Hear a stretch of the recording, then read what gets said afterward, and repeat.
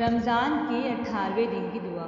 اعوذ باللہ من الشیطان الرجیم، بسم اللہ الرحمن الرحیم۔ اللہم نبہنی فی لبرکات یا سہاری، ونور فی قلبی بضیاء انواری، وخذ بکل عزاء الى اتباع آثاری، بنورک یا منور قلوب العارفین۔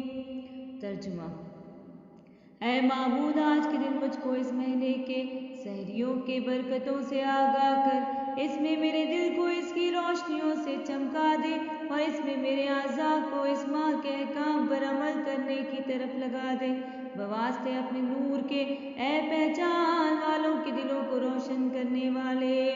آمین یا رب العالمین۔ اللہم صلی علی محمد